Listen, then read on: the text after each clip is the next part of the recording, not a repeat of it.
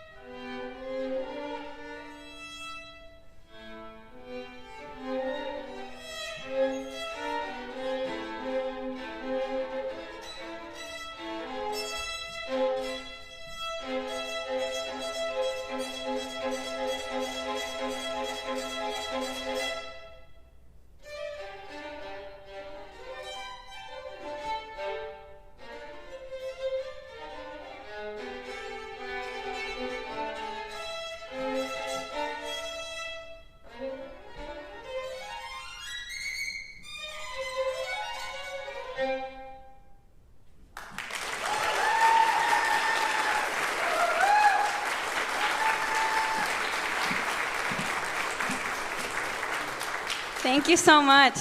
Oh my goodness, so many people. Okay, so welcome everyone. Thank you so much for being here. I'm really excited to show you what we're going to be playing today, all the great music we have lined up. So I'm going to play a little bit more, and then eventually I'm going to introduce my quartet to come up here. But I want to tell you a little bit about the piece I just played. So it's Jessie Montgomery's Rhapsody No. 2, which I've had the honor of learning from Jessie herself during my very first summer festivals as a little kid, still playing like Suzuki books back then. I must have been like 11 years old. And so back then she was still in the Catalyst Quartet, a part of a very famous Grammy-winning quartet, and it was my very first experience hearing a string quartet live, and I remember thinking it was like the most magical thing I had ever seen. So, you know, Jessie has gone on to become one of today's most prominent composers, just having won a Grammy this year. So I'm constantly inspired by the universal and vital messages in her music, and her music just has like this electricity that I just like can't get enough of. So this particular piece is part of a series of 6 rhapsodies that are lined up for the future. This is the most recent one, so there hasn't been any more written since. But each one is loosely in the style of a historical composer. So the first is in the style of Eugene Izai, who wrote a lot of famous violin sonatas, and this one in the style of Bartók, Bela Bartók. And then each one is kind of dedicated to a particular violinist as well, like written for them. So after that, I'm like out of breath still. The next piece I'll be playing is part of kind of the repertoire I had to prepare for my college auditions this year. And it's part of the Bach Sonatas and Partitas, which is a collection of violin repertoire that are kind of the standards of the standards. And there's a whole lot of religious symbolism and depth that we could get into, but there's just not enough time. So the thing that I want to say that makes this collection of music so legendary is, while it's unaccompanied, it has an incredible use of counterpoint and voicing that almost makes this very melodic instrument sound like many voices singing at once, like in a choir or organ, which was Bach's primary instrument. So today I'll be playing the first 2 movements of the first sonata in G minor.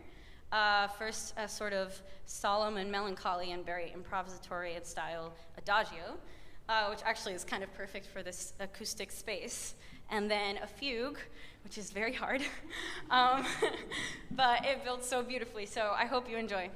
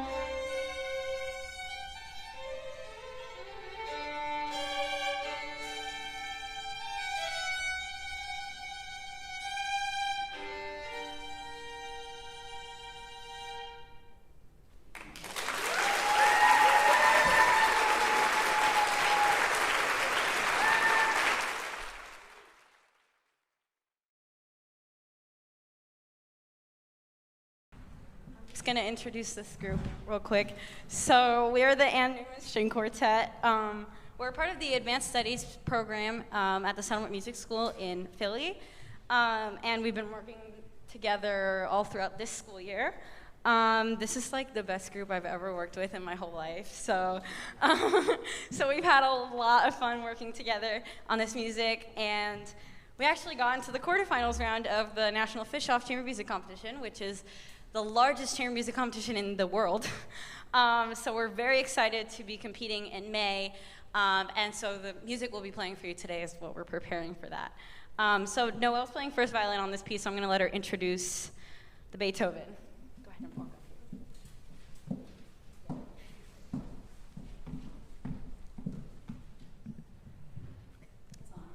up. Good afternoon. My name is Noelle Stubert-Eden. I'm 15 years old, and I've been a part of this lovely group for the past 2 years now. Actually, I was with Lucas last year, and this year we've added our lovely Gabby and Isabel to the group, so we're super excited about that. And over the past school year, we've become such good friends and have really bonded over the music we've been playing. And so the first piece we're going to be playing for you today, the first chamber piece we're going to be playing for you today, is the Beethoven Quartet No. 1, Opus 18, First Movement.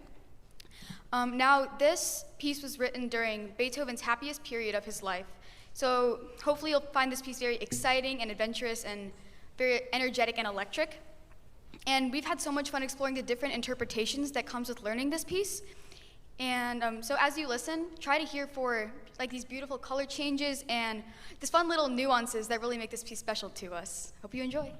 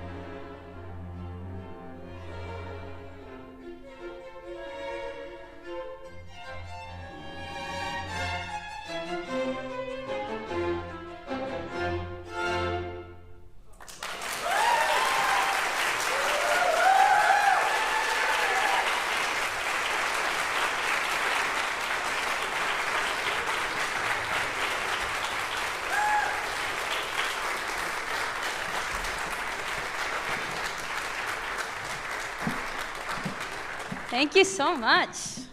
Okay, I'm going to hand it over to Isabel, if you can introduce our next piece.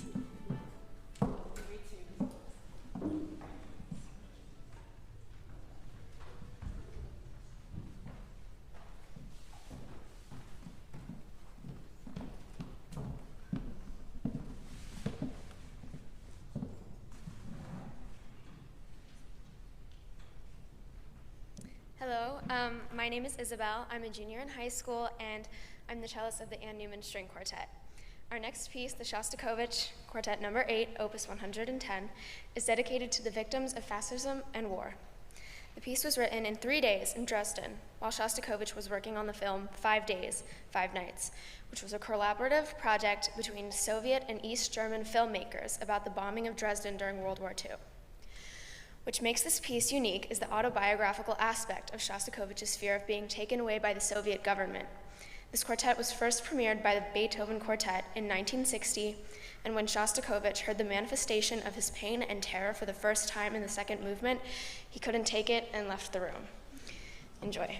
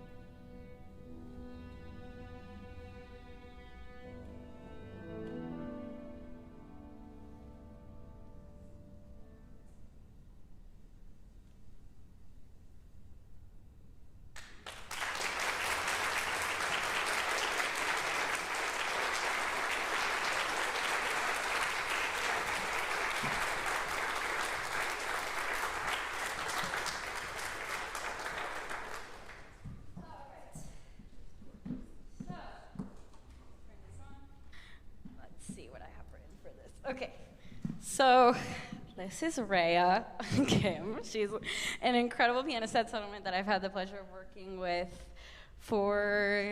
on this piece for like a year now. So the piece you heard is very close to my heart. It's called Summerland.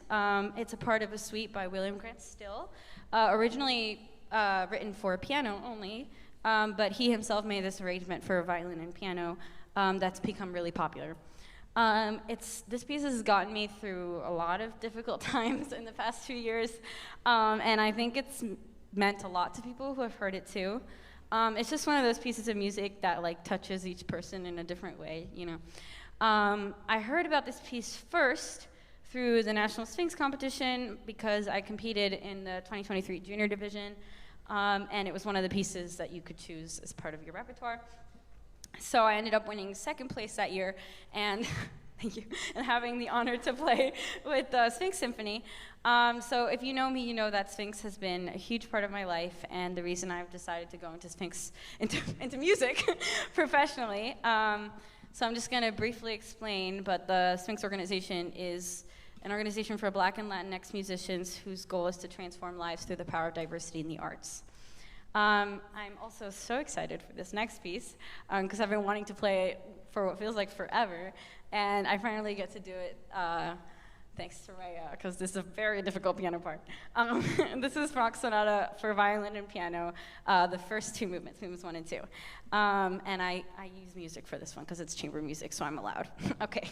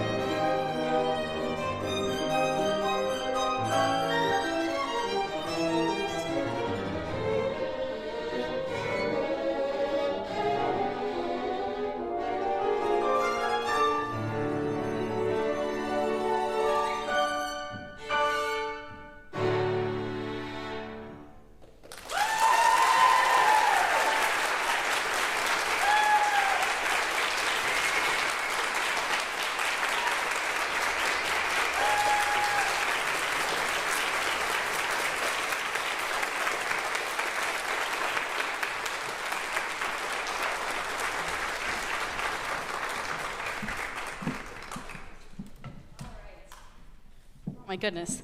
We've been working on that piece for like 2-3 weeks together, so it's kind of a monster, especially for her. Her part's like 1,000 times harder than mine. So anyway, we're having a lot of fun. We're gonna play the whole sonata. If you're interested, me and Lucas will be having a joint senior recital on June 12th at the Settlement Music School. Yeah, and our quartet will be playing too. So by that time, I will have the whole sonata learned. I don't have the whole thing learned right now. All right, so for this last piece, I'd like to invite my quartet back up. This last piece, we've been working on for like less than a month, like only a month. But I think it's very special to all of us because we've like individually all wanted to play this so bad for so long. So anyway, I'm gonna hand it over to Lucas to introduce this piece.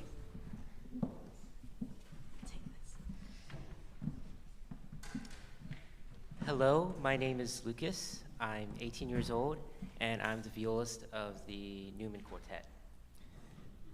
The final piece our quartet will perform is titled Strum by Jessie Montgomery, which you heard Gabby play her Rhapsody earlier in the program. It was originally written in 2006 for quintet, but then rearranged for string quartet. You will notice in this piece there's a lot of plucking, which gives a lot of rhythm, texture, and color to the piece. It begins with feelings of nostalgia and ends in a full-blown celebration. Please enjoy.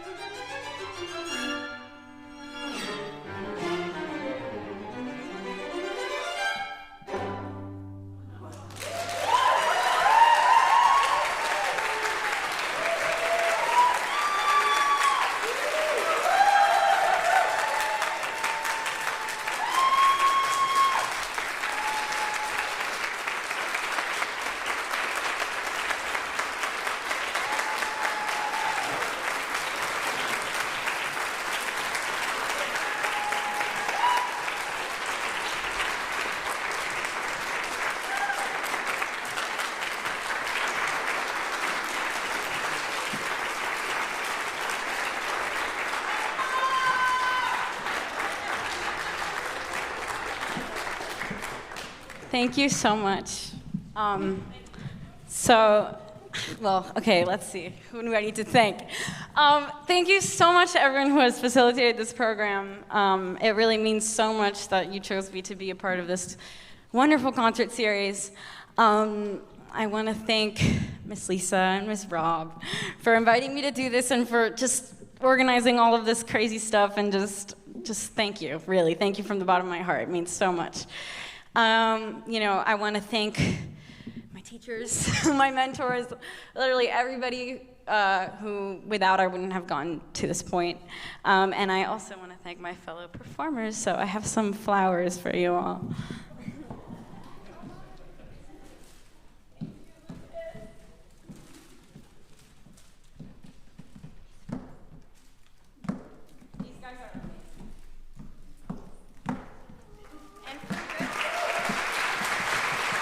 Thank you.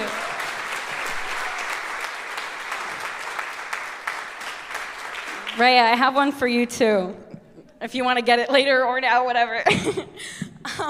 Thank you, really, thank you so much. I have more, you guys can take a seat. I have one more piece, surprise. Out. Sorry, I'm kicking you out. I have one more piece. So it's actually my best friend Bella's 18th birthday today. And she's here supporting me on her birthday. So we've been friends now for how many years? Since 4th grade. How many years is that? A lot.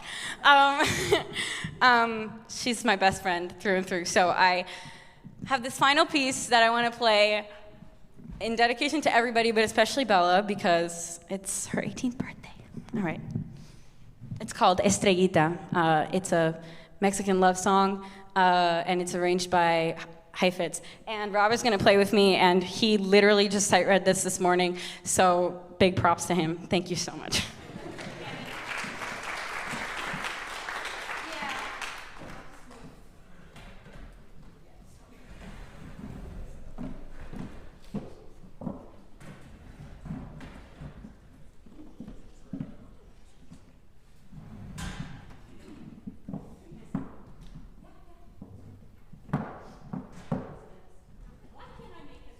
No. Yeah, turn it on for me. No, it works. It works. It was working? Oh, Yeah. here it goes. This concert series, we try to make it free to the community, and we fund it through donations and your wonderful goodwill. So if you enjoyed yourself today, which I know you have, we would welcome any donation you feel would be appropriate. We have baskets at either door, and there's also a QR code that you can use. Not necessary, but we would love it if you, so we can continue to provide these kind of quality concerts to the community. Thank you.